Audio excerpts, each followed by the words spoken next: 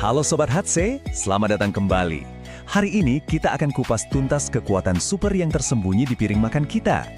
Kita akan lihat 5 kelompok makanan yang menurut sains bisa jadi sekutu terkuat tubuh kita dalam perjuangan melawan kanker. Yuk, kita mulai. Kalau sudah kena kanker, ya sudahlah, makan apa aja udah nggak ngaruh. Pernah dengar kalimat ini kan? Ini adalah mitos yang umum banget, tapi juga sangat berbahaya. Kenapa? Karena ini bisa bikin kita kehilangan salah satu senjata paling ampuh yang kita punya. Banyak yang jadi putus asa, mikir semuanya udah terlambat. Tapi di sini kita akan buktikan kenapa pandangan itu keliru besar. Jauh dari kata nggak relevan, makanan itu justru ibarat arsitek yang ngebangun lingkungan di dalam tubuh kita. Coba deh bayangin tubuh kita itu kayak taman. Makanan yang salah, wah itu sama aja kayak ngasih pupuk ke rumput liar, alias sel kankernya. Sebaliknya, nutrisi yang tepat akan menciptakan tanah yang subur buat sel sehat kita, mengubah tubuh kita jadi medan perang di mana pertahanan alami kita lah yang jadi pemenangnya. Jadi, kanker itu sebenarnya apa sih? Sederhananya, ini adalah kondisi di mana sel-sel kita mulai memberontak. Mereka tumbuh seenaknya, nggak terkendali, dan nggak mau nurut sama aturan main tubuh. Dan pemicu utama pemberontakan ini seringkali adalah peradangan kronis dan kerusakan sel. Nah, disinilah makanan kita berperan. Bisa jadi pemicu apinya atau justru jadi pemadamnya. Coba kita lihat bedanya. Nah, slide ini keren banget nih buat nunjukin dua dunia yang berbeda di dalam tubuh kita. Lihat deh, sebelah kiri lingkungan pro-kanker. Gula itu ibarat bahan bakar jet buat sel kanker, bikin mereka tumbuh makin menjadi-jadi. Sekarang bandingin sama yang kanan, lingkungan anti-kanker yang adem ayem. Ini kondisi yang kita mau, di mana radangnya rendah dan metabolismenya stabil, menciptakan lingkungan yang sama sekali nggak nyaman buat sel-sel abnormal.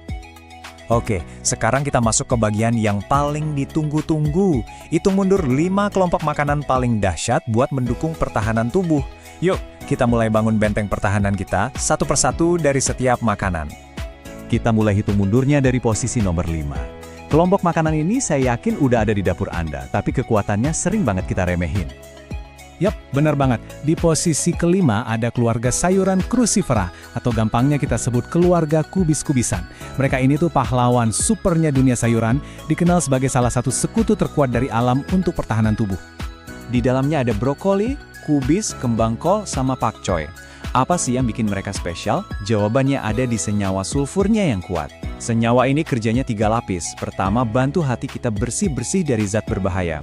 Kedua, bisa langsung ngehambat pertumbuhan sel abnormal. Dan ketiga, ini yang krusial. Mereka itu agen anti radang yang efektif banget buat seluruh tubuh. Lanjut ya, di urutan keempat, kita punya sesuatu yang lebih dari sekedar bahan makanan biasa. Kita lagi ngomongin jamur, tapi bukan jamur kancing yang biasa kita tumis ya. Ini jamur-jamur medis yang udah dipakai berabad-abad di pengobatan tradisional. Mereka itu ibarat pabrik senyawa bioaktif yang emang dirancang alam buat ngelatih dan nguatin sistem imun kita. Jamur kayak shiitake, maitake, dan reishi itu kaya banget sama senyawa yang namanya beta-glukan. Gampangnya gini, bayangin beta-glukan ini kayak personal trainer buat sistem imun kita. Dia nggak ikutan berantem langsung, tapi dia ngelatih tentara-tentara imun kita biar jadi lebih waspada, lebih cepat ngenalin penyusup, dan lebih jago buat ngelawan sel-sel abnormal. Kita maju lagi ke posisi nomor 3, yang ini, wah, bumbu dapur wajib di hampir setiap rumah. Benar banget, bawang putih. Jangan biarin ukurannya yang imut menipu Anda ya.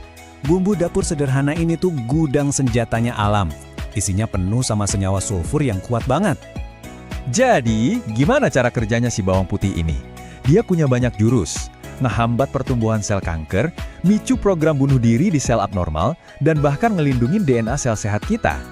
Nah, ini ada tips penting banget. Biar kekuatannya keluar maksimal, bawang putih harus digeprek atau dicincang dulu, terus diamin sekitar 10 menit. Proses ini penting buat ngebentuk senyawa supernya, alicin. Baru deh setelah itu, boleh dimasak. Wah, kita udah sampai di 2 besar nih. Kelompok makanan ini ngasih kita nutrisi super penting yang sering banget kurang di makanan kita sehari-hari. Di posisi kedua adalah ikan laut berminyak. Di dunia yang penuh sama lemak pemicu radang kayak omega 6, ikan-ikan ini tuh pahlawan penyeimbang yang kaya akan omega 3 alami. Nutrisi ini krusial banget, terutama buat misi kita meredam peradangan kronis di tubuh. Coba deh pilih ikan air dingin yang berlemak kayak salmon liar, sarden segar, atau makarel.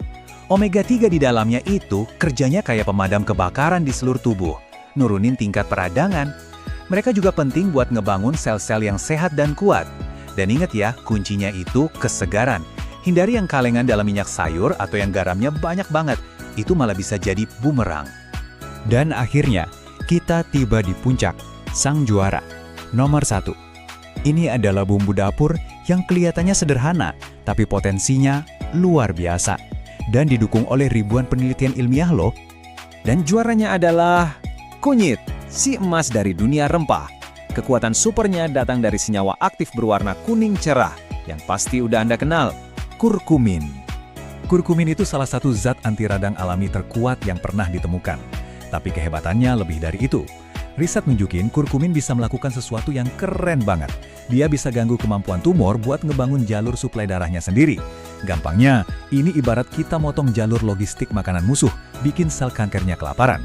Plus, dia juga ngebantu nyuruh sel-sel abnormal buat mati. Nah, ini rahasia yang wajib banget Anda tahu. Kurkumin itu sendiri sebenarnya agak susah diserap tubuh, tapi ada trik gampangnya. Biar penyerapannya naik sampai 2000%, Anda nggak salah dengar, 2000% cuma butuh 2 hal. Pertama, tambahin sejumput lada hitam. Senyawa piperin di dalamnya itu kuncinya. Kedua, makan barang lemak sehat kayak minyak zaitun atau santan, soalnya kurkumin itu larut dalam lemak. 2 langkah simpel ini ngubah kunyit dari bumbu biasa jadi suplemen super kuat. Oke, setelah kita bahas kelima jagoan tadi, ada satu aturan paling fundamental yang harus kita pegang. Ini pesan paling penting dari semua pembahasan kita hari ini. Pertanyaan ini harus kita hadapi dengan jujur. Apakah dengan makan semua makanan ini, kita bisa gantian pengobatan medis kayak kemoterapi, radiasi, atau imunoterapi? Jawabannya, tidak. Tegas dan jelas ya, sama sekali tidak. Penting banget buat dipahami, makanan itu pendukung, bukan pengganti. Bayangin pengobatan medis itu serangan utamanya ke sel kanker. Nah, peran nutrisi adalah nguatin pasukan kita, yaitu tubuh kita, biar lebih tangguh, pulih lebih cepat, dan yang paling penting, bikin medan perangnya jadi nggak ramah lagi buat musuh. Mereka kerja barengan, bukan saling menggantikan. Dan sebagai penutup, ingat ini ya, kuncinya itu konsistensi, bukan kesempurnaan. Anda nggak perlu langsung rombak total hidup Anda besok. Mulai aja dari yang kecil. Mungkin besok nambahin brokoli pas makan siang, atau sejumput kunyit dan lada hitam ke sup Anda. Perubahan-perubahan kecil yang rutin inilah yang akan ngebangun benteng pertahanan yang kokoh seiring waktu. Jadi, pertanyaannya bukan, bisa nggak ya saya lakuin semua? Tapi, langkah kecil apa yang bisa saya mulai hari ini?